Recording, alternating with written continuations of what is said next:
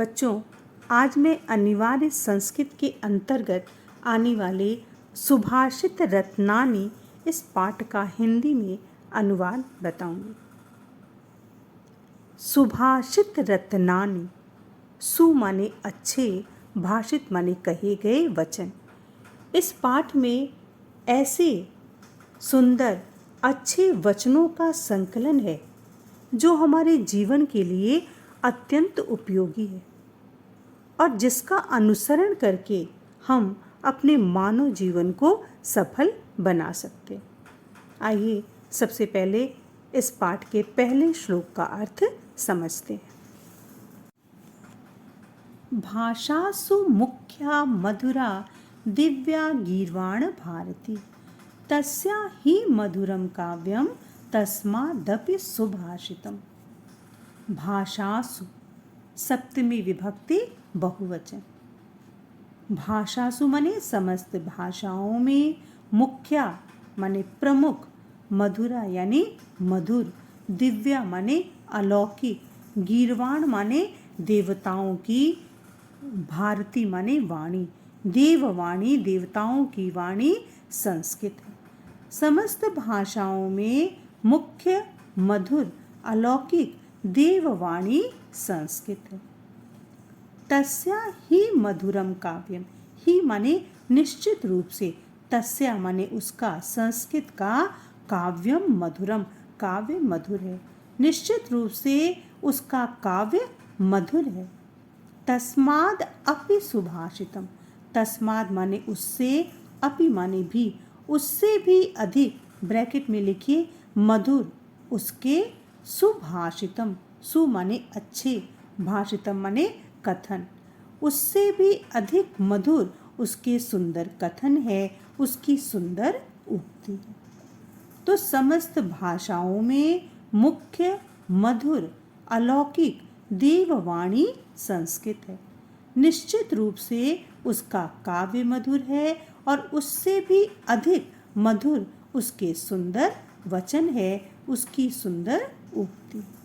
बच्चों, जब आप संस्कृत का हिंदी में अनुवाद करते हैं तो आपको स्पष्ट करने के लिए जो भी लिखना है उसे ब्रैकेट में लिखिएगा।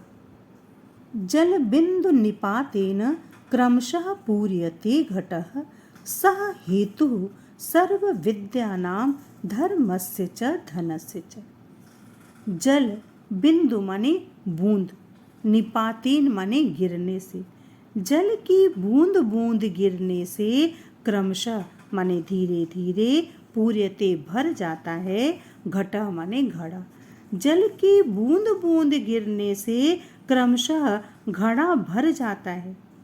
सह वही, हेतु माने कारण, सर्व विद्यानाम सभी विद्याओं, धर्मस्य च धनस्य च, धर्म और धन का होता है, अर्थात सभी विद्याओं, धर्म और धन का संग्रह भी, संचय भी धीरे धीरे ही होता है। यदि हम चाहें कि एक साथ सारी विद्याओं का ज्ञान हो जाए, सभी धर्मों का ज्ञान हो जाए और हम बहुत धन का संचय एक साथ कर लें तो ये संभव नहीं है।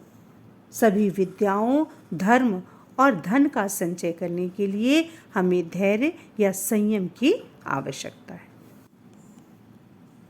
काव्य शास्त्र विनोदेन कालो गच्छति धीमतां, व्यसनेन च मूर्खाणां निद्रया कलहेन वा। काव्य और शास्त्र रूपी विनोदेन माने मनोरंजन के द्वारा, कालो गच्छति धीमताम, कालो माने समय, गच्छति माने व्यतीत होता है, धीमताम माने बुद्धिमानों का, बुद्धिमान व्यक्तियों का समय काव्य और शास्त्र की चर्चा रूपी मनोरंजन के द्वारा व्यतीत होता है। वे काव्य और शास्त्र की चर्चा करते हैं और उसी में उन्हें आनंद की अनुभूति होती है। व्यसनेन च मूर्खाणां निद्रया कलहेन वा, और मूर्खाणां मूर्खों का, कालो माने समय, व्यसनेन माने बुरी आदतों में, निद्रया निद्रा से, कलहेन वा अथवा कलह या लड़ाई झगड़ा से व्यतीत होता है। जो मूर्ख व्यक्ति हैं वो अपने समय को बुरी आदतों, सोने में और लड़ाई झगड़े में व्यतीत कर देते हैं। कहने का तात्पर्य यही है कि जो बुद्धिमान व्यक्ति है वह समय का सदुपयोग करता है। इसके विपरीत मूर्ख व्यक्ति अपने समय का निद्रा के द्वारा, लड़ाई झगड़े के द्वारा और बुरी आदतों के द्वारा दुरुपयोग करता है। सुखार्थिनः कुतो विद्या, कुतो विद्यार्थिनः सुखम। सुखार्थी वा त्यजेत विद्याम, विद्यार्थी वा त्यजेत सुखम। सुख प्लस अर्थिना। सुख, अर्थिना माने चाहने वाले। सुख चाहने वाले व्यक्ति को विद्या कुतो माने कहाँ से, ब्रैकेट में लिखिए, प्राप्त हो सकती है। सुख चाहने वाले को विद्या कहाँ से प्राप्त हो सकती है, कैसे प्राप्त हो सकती है? कुतो विद्यार्थिना सुखम।